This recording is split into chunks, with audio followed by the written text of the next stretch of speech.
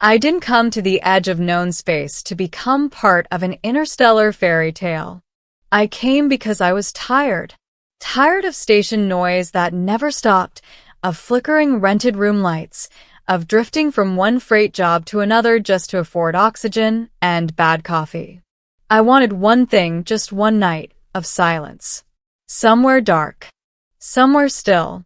Somewhere I could sleep without dreams clawing at me.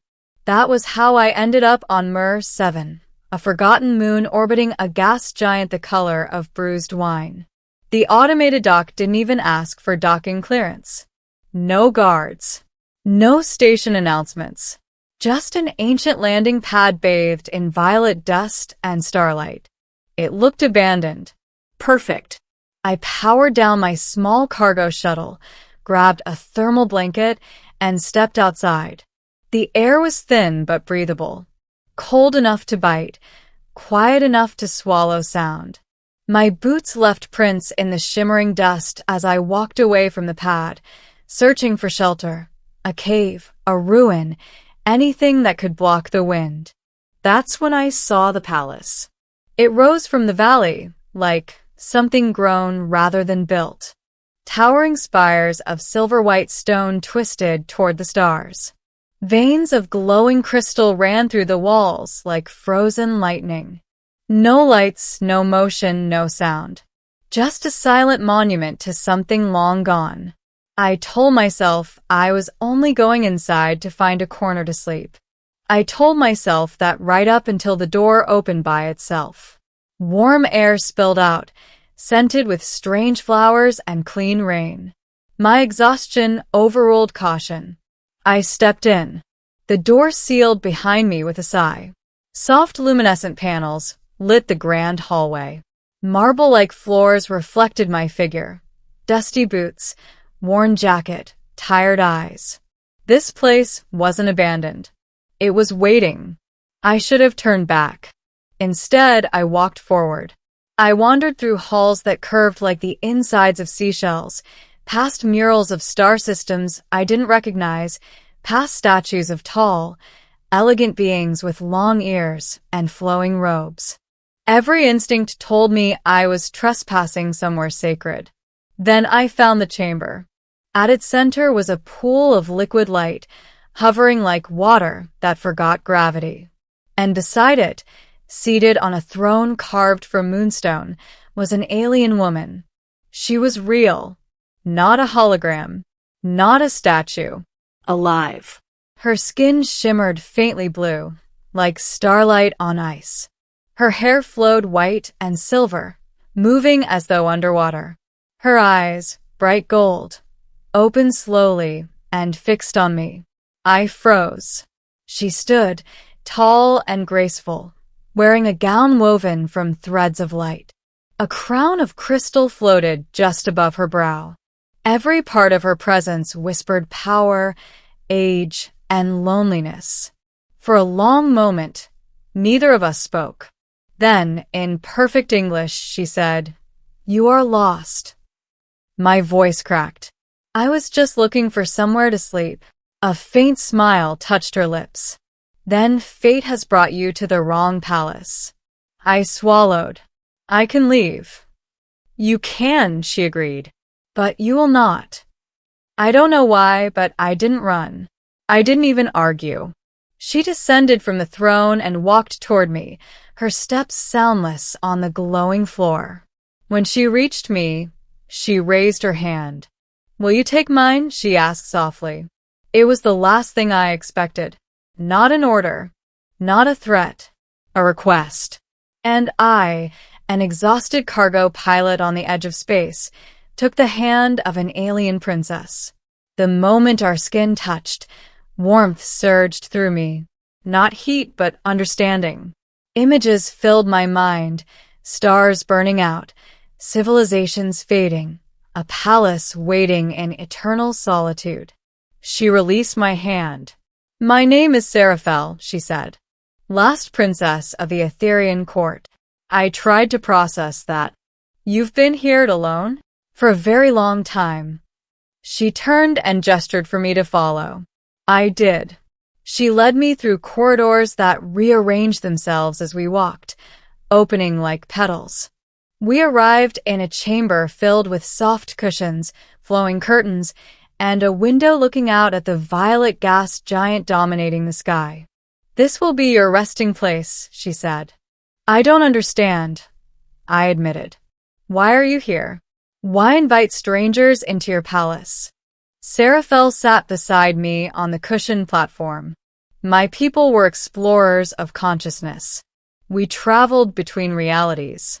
But we reached too far. Something followed us home.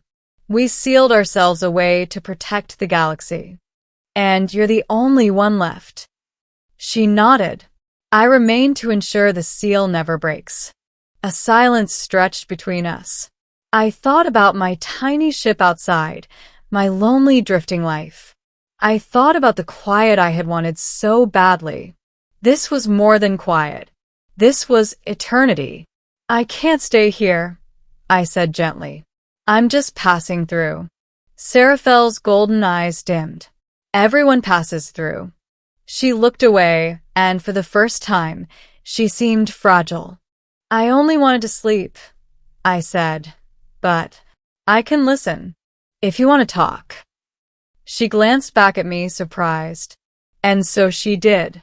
She told me of galaxies where thought shaped reality, of songs sung in the language of gravity, of wars fought in dreams, of love that spanned lifetimes measured in collapsing stars. I listened, completely awake despite my exhaustion. Hours passed, or maybe days. Time felt soft in that palace. Eventually, Seraphel fell silent. "There is something I must show you," she said. She stood and offered her hand again. This time, I took it without hesitation. She guided me to the pool of floating light. When we stepped into it, the world dissolved. I found myself drifting in space. Not in a ship, just floating safely in a field of stars. Before me was a crack in reality, like a wound made of darkness. Something moved within it. Vast. Hungry. "That is what I guard," Seraphel's voice echoed. "If the seal breaks, entire galaxies will be unmade." I stared in awe and terror. "Why show me this?" "Because I am tired," she said, "and I have waited lifetimes for someone who can choose freely to stay." The stars reformed. We stood again beside the pool. Seraphel's expression was calm, but beneath it was desperation. "Stay," she said simply. "Share this burden with me. Not as a servant, not as a prisoner, as a companion." I thought of my drifting life. No family, no home, no purpose beyond surviving another day. I thought of this palace, this princess, this cosmic responsibility, and I realized the truth. I had come searching for somewhere to sleep, but I had found somewhere to belong. "I'll stay," I said. Seraphel's eyes shone brighter than any star. She took my hand again, and this time the warmth stayed. Days turned to months. I learned the palace's strange living architecture. I learned the songs that strengthened the seal. I learned to read star currents like weather. Seraphel and I spoke endlessly. Sometimes we sat in silence, simply existing in shared peace. No romance of flesh. Something deeper. Two souls choosing not to be alone. But nothing lasts forever. One day, alarms rang through the palace. Musical, urgent tones. The seal was weakening. Seraphel and I rushed to the pool. The crack in reality pulsed, spreading. Shadows reached outward. "We must reinforce it together," she said. We stepped into the light. Energies surged around us. I felt my thoughts stretching outward, weaving with hers, forming a net of willpower across the wound in space. Pain blossomed. Cold. Pressure. Terror. But I held on, because her hand was in mine, because she had once offered kindness to a lost traveler, because I had chosen this. At last, the cracks sealed with a sound like a sigh of relief. Darkness retreated. Stars steadied. When the light faded, I collapsed. Seraphel knelt beside me, helping me sit. "You are changed," she said softly. I looked at my hands. Faint lines of silver light traced my skin, pulsing gently like a heartbeat. "You are now bound to this place," she said. "As I am." I laughed weakly. Guess I really did find somewhere to sleep. Her smile returned, warm and radiant, and somewhere to awaken. Years passed. I no longer aged. Neither did she. We walked the palace halls, tended the seal, watched galaxies drift like slow fireworks beyond the windows. Occasionally, ships landed on the moon, explorers, lost travelers, seekers of quiet. The palace never opened for them. Not unless Seraphel willed it. Not unless fate chose again. And sometimes, when the stars were still and the gas giant glowed softly outside, I would sit beside her on the balcony. "I never asked," I said once. "Why did you take my hand that day?" She looked at me, her golden eyes gentle. "Because you were tired," she said, "and no one deserves to face eternity alone." I leaned back, gazing at the stars. I had come searching for a place to rest. Instead, an alien princess took my hand and gave my life meaning among the endless night of the universe. And in that strange palace at the edge of existence, I finally, truly slept, peacefully, purposefully, and never alone. I sometimes think about the person I was before I stepped onto this moon. A drifting man with no destination.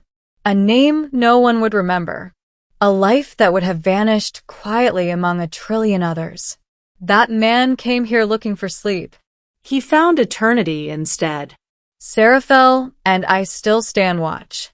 The palace breathes softly around us. The seal remains strong. The stars outside continue their slow, endless dance. Sometimes we speak. Sometimes we simply exist in shared silence. Two sentinels at the edge of everything. And though I no longer dream the way humans once did, I still feel rest. Not the rest of unconsciousness, but the rest of purpose fulfilled.